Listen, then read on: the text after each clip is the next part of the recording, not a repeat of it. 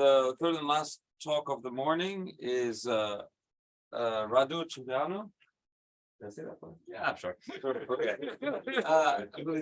Who's going to talk about probably very beautiful numerics of liquid film flows and all of them. So go ahead.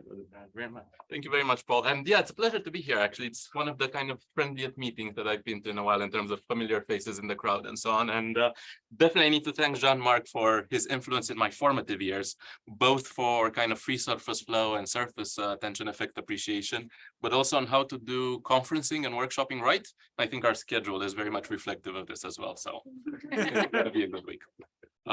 So yeah, for those of you who don't know me, I come from a more computer scientific background, and I found myself in the fluid space a bit more than a decade ago, kind of with an interesting perspective, because I quite enjoyed the problems here, and I quite enjoyed the heritage in the UK on asymptotic analysis, complex analysis, and the analytical techniques in general. But I quite enjoyed the aspect of complementing them with computational aspects as well. And what I decided to do for today, because I've done the tours lately with kind of the high-speed side of me, where I works on problems with bouncing and splashing and so on, I decided to go on the mellower side a little bit and talk about problems with liquid films, and in particular, how to control liquid films. So I have a slight professional defect in that I talk too much. So before I do that and throw a lot of detail your way, I decided to give you kind of an idea of what I had in mind for this presentation. So we're in kind of the fortunate position right now that, at least to a certain degree of happiness, we're okay with how the models perform in this falling liquid film problem space. The asymptotic problems do well, and the question is, not only how do we understand them, but what can we do about then using them to actually achieve certain targets in the flow, hence the control part of it. So if I'm to draw a relatively crude schematic, if I live in a space where I want to work asymptotically and I want to incur certain approximations, I'm going to probably have a parameter epsilon, let's say indicative of disparity of length scales between the film thickness and the domain length. And what tends to happen is that models, asymptotic models in this space, live quite well within the bounds of their approximation. If we're lucky, maybe some nonlinearities kick in, maybe we can improve the models a little bit, then we can push this further and move this way. If you do computations, this multi-scale aspect, the fact that epsilon is very small, can actually be quite problematic. So if you're now in a region where you're order 1, from various perspectives, computing-wise or otherwise, many of the codes we work with tend to like to live here. And if you do hard work, you can get them to meet up and come here. So in some sense, there's a Goldilocks region in between where you can do some cross-validation. Maybe you can pepper it with some experimental results as well to gain confidence. But usually, the game we play is, we know that asymptotic results have difficulty crossing the barrier of eligibility. At the same time, numerics find it difficult to compute these multiple orders of magnitude. You find the space where they agree, and then what tends to happen is you then advance in this space with this model, and you advance in this space with this model. And for, let's say, about 2/3 of this, because I'm going to show you 3 control techniques, this will be the mentality. What I'm hoping to get through at the end is, can we actually find a space in here where you can do both of these problems together and basically use the model alongside the computations to reinforce one another, kind of on the fly enhancing the regime of the applicability of the model and the power of the computations to make them more efficient. So if I get through it, this is what I'm kind of going for. And definitely this requires a reasonably hefty team. So this is very much in tune with the work of several colleagues. Susana Gomez, who's at Warwick, is kind of the central figure in control, for me at least, because we have a bunch of projects together. We've been working for a number of years with Alice in Manchester and Alex next door at Strathclyde in Glasgow. There's a common denominator in that all of us have spent doctoral or postdoctoral years with Dimitrios. And for the next generation, Oscar is our student at Warwick with Susanna. And for Sebastian, we have some interesting problems on kind of more data-driven equation discovery, machine learning type things in this space as well. So this is kind of the arch of activity.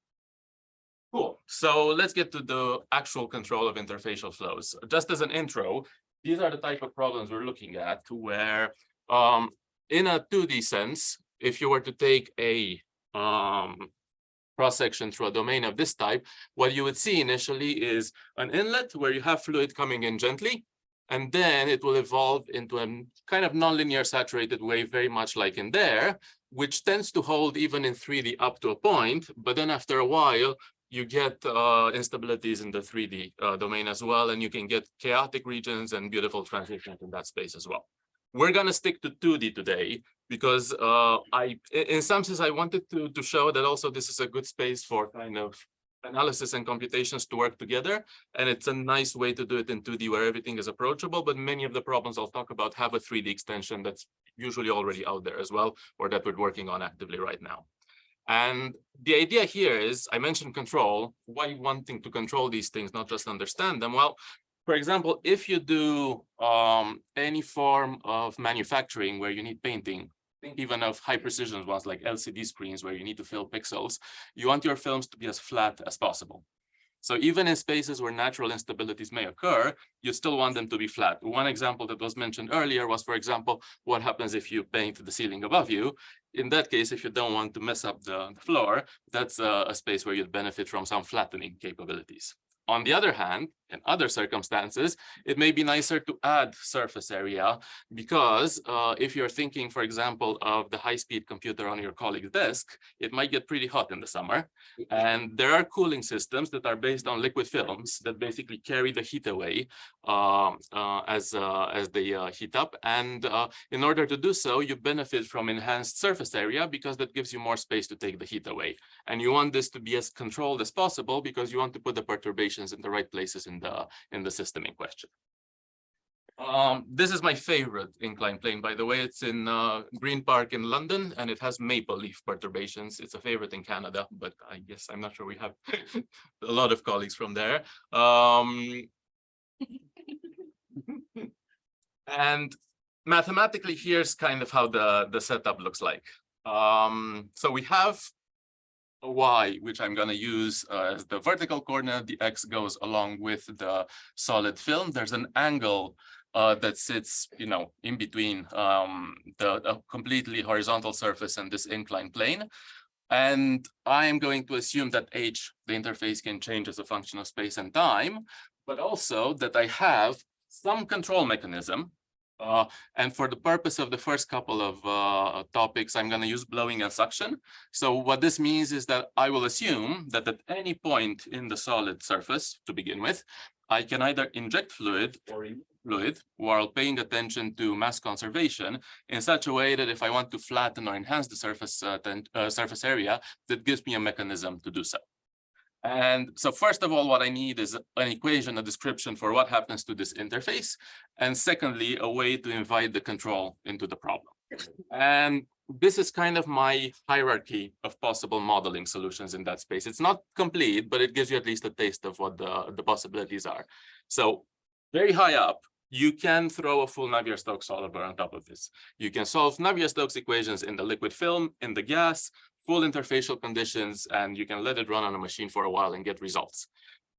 This has its merit, and we'll see what role this plays in a second. But if you do it on itself, you don't gain too much predictive power and too much understanding if you don't already know what you're hunting for. So you need the models there as well.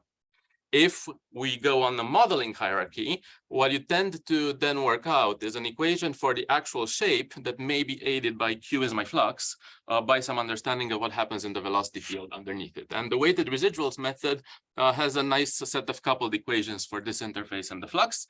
You can simplify, or rather take another kind of derivation route, and you can find a way to express the flux as a function of the interface itself.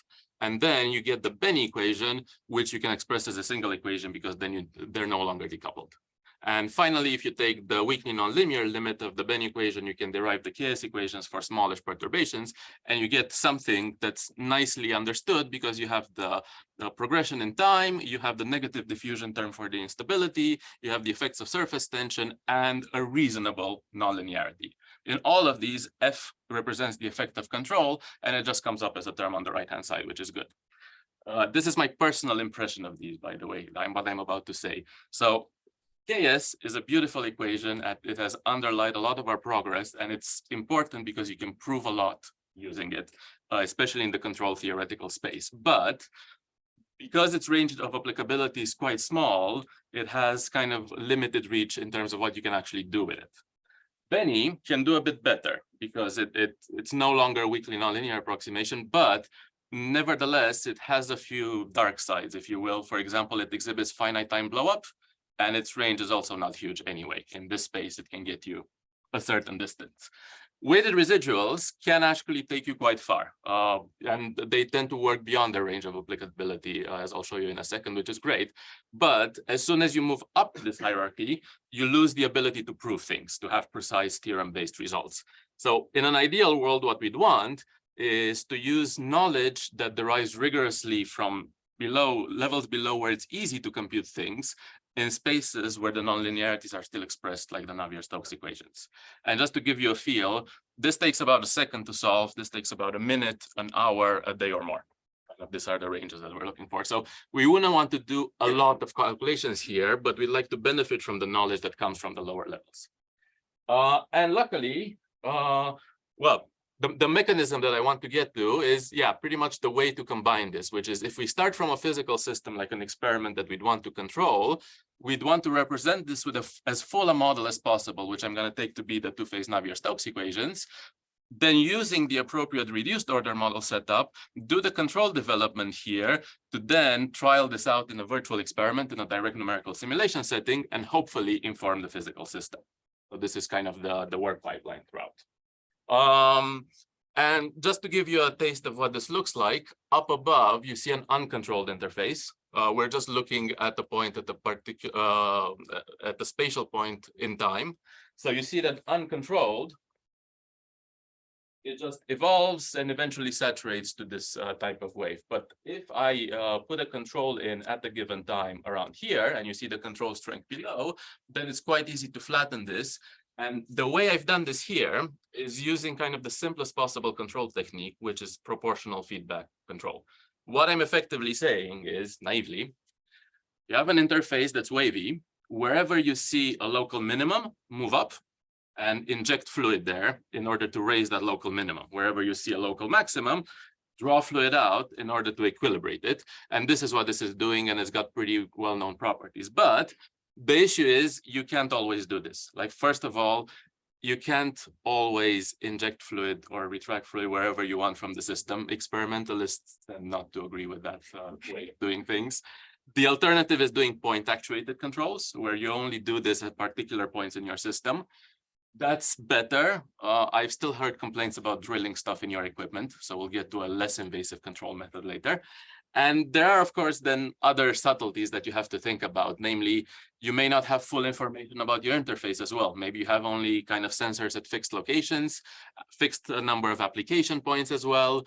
Do you want to include delays? By which I mean, if you have a wavy interface coming and you read what's above you and you react to it, by the time your action reaches the interface, that point will have moved along, which means that you may benefit from basically using the read here to inform a point in front. So there's, yeah, all sorts of these things that have to be monitored along the way. I mentioned that you can get rigorous results in this space, and here's a sample. So these are for Benny equations up top using full surface controls, and for KS equations at the bottom using point actuated controls. And basically what these tell you is that you can find the control strength alpha, where basically your F function at the bottom is alpha times the inverted interface shape. That gives you a handle on how much you should inject in your system. And for point actuated ones, you can get good estimates on how many actuation points you actually need in terms of the the number of unstable modes that you expect manifest in themselves in the system. So really, what we were keen to learn in the first instance is, if we have such predictions, we know they work well for the models they're derived for, do they work even higher up in the hierarchy? If you apply this knowledge in Navier-Stokes, for example, what happens? And to kind of provide a bit of intuition, Up above, you have what looks like a full surface feedback simulation. I've put 16 separate discrete regions just to show you what they look like. And the colors indicate what happens with the control. So where there's a minimum, red is pushing it up and blue is sending it down, and eventually it flattens. And this one has 5 point actuated mechanisms that do the same thing, but of course less efficiently because you input a lot less energy into the system. But as I roll through the next ones, I guess this is the picture I wanted you to have in mind of what I mean by full surface or point actuated controls.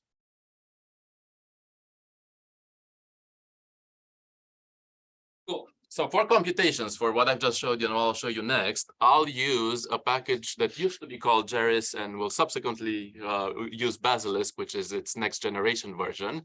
It's a finite volume package. It uses the volume of fluid technique, if you know it. It's second order adaptive in time and space. It's basically very good at what it does because it has this quad tree into the oct-tree structure that you see up there, which means you can do multi-scale simulations quite nicely because you can get more grid points where you need them. And because of this structure, it parallelizes quite well as well. What it doesn't do so well is as soon as you have embedded geometries and so on that don't conform to this grid, like if you want to do flow around an airplane, for example, this is not its strong point. And because it's volume of fluid and finite volumes, it uses the so-called interface capturing technique, where you have to rebuild your interface at every stage. This contrasts to an interface tracking technique, which is kind of more amenable to the scenario where it is a boundary in your domain.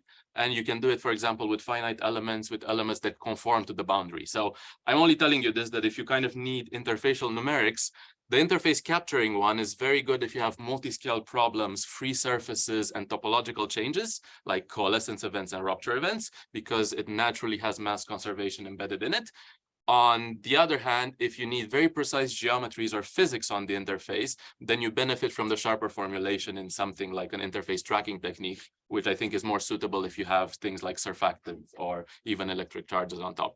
You can do both in either, but you incur a penalty or you have to be careful about it. And what it solves in the background is the one fluid formulation of the Navier-Stokes equations. And by one fluid, I mean that rather than having, U1, U2, pressure 1, pressure 2 in each of the fluid regions, by which I mean the liquid film and the gas region, you can define a color function that creates basically the symbolic representation behind the transition. So C is 1, say, inside the liquid, 0 inside the gas, and you can separate it that way. And wherever you have C between 0 and 1, then it's an interface. And how you transition between them can be given by these types of functions, where basically if C is 1, the row 1 gets expressed. If C is 0, row 2 gets expressed. There are some subtleties here in how exactly you interpolate across your smoothed interfaces and so on, but by and large, it works quite well. And as I said, it mass conserves, which I think for us was the important point. And here's how a typical validation exercise looks like. So I decided to be naughty, and I put a liquid film height, which was actually quite large. It's closing in on kind of the edge of applicability of the models. 175 microns gives you a Reynolds number in the tens. And what I wanted to show here is that if you don't use the right model, you can easily be tricked into getting results that look good, but don't necessarily agree with what you'd expect to find. So this is the KS solution. This is the weighted residuals, which was our most advanced model. And these are the full DNS simulations. And if you only had this, you may think that this is the right solution, but actually, if you compare it to any other methods, you find that the type of waves you get are quite different. And I was actually quite surprised that both the temporal evolution at the fixed kind of point, like in the center of our domain, as well as the spatial waves, they're not perfect, but they're pretty good, even in a space where the model, in some sense, is kind of reaching the end of its region of applicability. So this was our validation before we put in control, just to make sure that everything's okay. So then if you have this, what you can say you do is, why don't we develop our controls in the model space, find the values that you need, find your perfect alpha, and then throw it into the numerics. And this is what I call as direct transfer of controls. If we could do this, we could give it to our experimentalist colleagues, try it out, and everyone would be very happy. This is my test of optimism in the room. How many folks think that this works? Like, show of hands. Well, 2 or 3 very you're not timid asking ones. this question in an unbiased way. Sadly set it up. Sadly, this is what tends to happen. So if you do that, you derive your kind of ideal control setup for a while. What you'd expect it to do, by the way, is to exponentially damp the solution, the perturbation towards a flat film in this case. So this is H, the maximum, the maximum and the minimum of it. And you'd want both of them to kind of relax to the 0 because that's the perturbation part of it. And instead, what happens is they start going to 0, but pretty quickly you lose them. And this happens because as soon as you have any nonlinearity or any effect that exists in the full simulations, but not in the model, and they're slightly out of phase or something happens, then because you're exponentially damping, you lose kind of the sync between them, and then the solution goes back up. And you can, play this game in a variety of different contexts. Oops, where am I? In order to show, more velocity. Can I gain a stronger control and do better? You can, up to a point where you always lose it. Can I change the phase a little bit? All in all, I'm only showing you these because the idea of just exporting your controls for the models, sadly, is not applicable. Perhaps, this was easy to have an intuition for, but exactly how it failed, we didn't quite know beforehand, so we decided to give it a go. Cool. Now, what we're going to use instead is the actual feedback strategy. So we can still use the value predicted by the models, but instead of just exporting it and using it as is, we can update it actively with new interfacial shapes, which is what you want to do. And if you do that, if you do the feedback control rather than the offline one, you can actually get perturbations to die down exponentially at a rate not dissimilar to the one in the model. I think this pretty much tells the story because the model thinks that the wave speed will remain constant even after applying the control. Whereas if you measure it in the DNS, you find that actually there's quite a bit of perturbation around it. So it would be impossible to predict this in offline mode. I think that was all for this side. Delays. So this shows you how old I am. Our arcade games were still cool when I grew up. So Space Invaders was a thing. In terms of the delays, I kind of explained the mechanism that you'd want a way to absorb information that's coming from upstream in order to activate your controls downstream. And Futurama was kind of the series of choice in my undergrad days, which conveyed this point quite compellingly. So what we've done to do with all this machinery, kind of these are the main plots for this project. You have these studies where alpha, my control strength, lies on the x-axis, and phi, which is my control delay, lies on the y-axis. So if phi is positive, I accept information coming from upstream. If phi is negative, I look in the wrong direction, basically. I do kind of the opposite of upwinding, if you will, in numerical terms. So anything to the right and above of this is predicted by the model to be stabilizable. And the symbols represent numerical calculations that we'd expect to be able to stabilize that film flow to a flat film above these and not below these. And we find generally that the boundary predicted is actually pretty good. It's not perfect, but it does the job quite well. And we can see what happens to the maximum of our interface perturbation as a function of time. And you can see that some of them do reach a 0 state. Some of them saturate to a different level, and some of them can even be worse off. So if you don't set your control right, you can even pollute your solution even further. But it gives us, these are for full surface controls, a pretty good measure of, in some sense, the way I'm thinking of it is you can use the model as a guiding mechanism for then the numerics to validate the boundaries of this region and then explore it nonlinearly beyond that. And you can play the same game in the more complicated point actuated space. So now the different contours, there's 4 lines here. These are 3 actuation points, 5, 7, and 9. So the more control points have, the more you have a region of stability that you'd expect. And the symbols represent the 3rd one in this case. So you find that again, it's not a perfect match, but it does a pretty good job. And now you have all sorts of interesting saturation to other states going on as well. This gives you, a good roadmap into where to kind of point your heavy numerics in case you have a good model to underpin this with.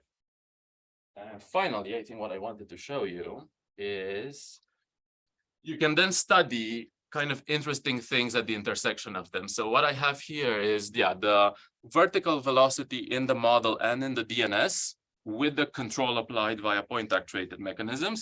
And what you see in some sense is a fingerprint of the assumptions behind the model. So because we've removed some of the nonlinearities in the model, you see that the vertical bandedness in them is more pronounced. There's less diffusion, and in general, any kind of discrepancy between these would be a hallmark of what we've removed from the modeling assumptions. But, apart from the trajectory, which does have a few wiggles, all in all, you can get them to agree quite well in the state that they're meant to agree in. And I think on the right-hand side of this, I'm showing you the actual differences between the horizontal velocity and the vertical velocity in the best model we have versus the numerics. So if you then like these, you can do all sorts of fun games. Everything I've shown you so far kind of related to how do we flatten a film, but I mentioned we can do non-uniform things as well. So I have a couple of movies. These will saturate, so these are quite thick films actually. They're 200, 225 microns beyond what the model could reach. And the DNS eventually, if you have enough patience, settles into the type of shape you'd expect. And if I start the control, I think it's about a minute in, it reaches basically a sinusoidal wave of a given amplitude and velocity that I liked. And this is what I prescribe. So as long as it's an attainable solution, it will be able to steer it into that space. There's also the cost aspect, because this injection doesn't come for free. So if you monitor the costs of doing so, that's also a consideration. The other fun game you can play is the same movie at the start. This is the saturated shape, but now I don't want to have a wave moving at fixed speed. What I would like to do is freeze a profile in space. Say my cooling system needs mass transfer only in a particular region. And what I can do is then impose the type of control that would effectively fix the interfacial perturbation, but you still have flow going underneath. Like the horizontal velocity is still moving, the vertical velocity, like they're still doing things in these contexts, but you can basically use this selectively in different regions of your domain if you want different interfacial shapes. I think that was kind of the main point of this set of studies. Cool. So this was the simplest possible control we could find. You see an interface, you do the opposite of it in terms of how you actuate in order to drive it to a target state. Now I'm going to move to optimal control stages where you use some of the more formal control theoretical side. And what I'm about to show you in this one is actually the work of our student Oscar. And he just submitted this for publication recently. So I'm going to take this step back and kind of do this from the perspective of the control notation. So what we have here is the quantity X that we want to control, and the dynamics is given by an A. And U is our control mechanism, and its action is given by this matrix B. And if we still want to do feedback control, then your U is a function of your observables Y, which may have a restriction. So if you can only observe at certain locations, you can have a C in there. So your control problem would pretty much look like this if you want to solve it fully. Yeah. This is, however, tough to do. So we're going to simplify it, and we're going to assume that we can observe everything. And not only that, but since this is still too tough, what we're going to do is make a few assumptions about these matrices. And in particular, we are going to assume that they're linear ODs. So I mentioned linear quadratic regulation. This is the linear part of that. And what we want to ensure is that that matrix has no positive eigenvalues for it to be able to reach the target state. Now, for the quadratic part, what we want is to achieve this optimally at a given cost. And we're going to use this set of quadratic cost functionals in order to do this. The way you can think of this is pretty much we monitor the deviation from the interface shape to the target shape, and we monitor how much we inject into the system. So now I can actually put the cost of my action inside of the problem. And then I play a similar game. I have an initial condition, and rather than applying controls directly, I go via reduced order model, compute the controls, then apply, and then time step. So if you do this with the full Navier-Stokes equation, you're in trouble. So we want to reduce our problem a little bit, and we're gonna go towards this weighted residual space. And it's still quite nonlinear for what this control mechanism can do. So we're gonna linearize it. And this is gonna be the sort of model accompanying the numerics in this space. So if we do this, this is the coupled set of HQ equations that I mentioned before for the interface of flux. And we can discretize it. In simple notation is this: J gives you the dynamics. This is the set of linearized control, and K is the gain matrix that you want to be optimally computed. And what this looks like, so now we'd still have the same sort of actuator shape like we had before. If we had the point actuated system, then your actuation was a delta function mathematically. We'd smooth this out, but otherwise it would have this Gaussian type shape. Here, it actually picks up quite a bit of information just below, just above it, and you may input different wave numbers as well into your control depending on the system. So it actually gives you, over the full time horizon, what it anticipates is the best control. And what it looks like in action is, if you have a state that's kind of reaching this type of saturated shape and you activate the control at a given time, you see that again, exponentially, it is damped towards the flat solution in this case, because this is what we wanted. Whereas if your Reynolds number is too large, then it saturates to a different shape again. But it's still reaching Reynolds numbers, which are actually quite good. And we can make some statements about the stabilizability regions as well. So if we take this and separate out stable from unstable modes, then what we can do is come up from the dispersion relation with the expected number of unstable modes in the system, which is given by a simple expression from the problem parameters. So the highlight figure here is this one, where what we do here is these oblique red bands would be the analytical predictions, and you'd expect 1 up to here, 3 here, 5 here, 7 here. You actually find that you do a bit better, and because of nonlinear effects, you actually gain a bit, and you can control with 1 even further than the expected region. But still, the agreement is pretty good, and this spans, a few orders of magnitude in Reynolds and capillary number. So this is the LQR bit, and we're kind of in the process of doing different things with it. I think the 3D is the highlight. I wanted to use my last few minutes to talk about kind of the most advanced control method that we've applied, which is MPC, Model Predictive Control.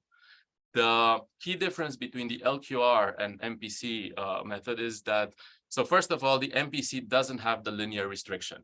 You can input nonlinear things in it, but in order to do this, what you sacrifice is that you don't just do one optimality calculation for the full time horizon, but rather you use regressing time windows, and it actually gives you the opportunity to basically exchange information between the numerics and the model, and then create optimal strategies on the fly in the spirit of what I tried to sketch out there. So for this one, we're going to use a different system. We're going to do the dripping paint method. So this is actually, gravity is pointing this way. This film would drip. And to make our life hard, we actually use the control mechanism of an electric field. So because A, this is much less invasive, and B, it can be easily set up in practice, because you can set up electrode variation on the basis of different strip electrodes and kind of easily generate variation along those. So Alex created a nice movie, and it just kind of walks you through the process as kind of a finale of this. And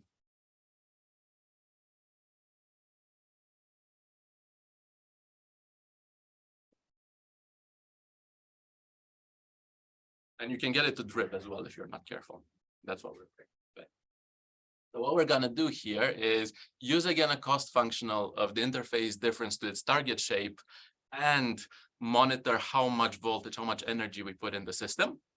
And we're going to use a nice formulation in which we can take this type of problem and turn it into an unconstrained problem based on Lagrangians.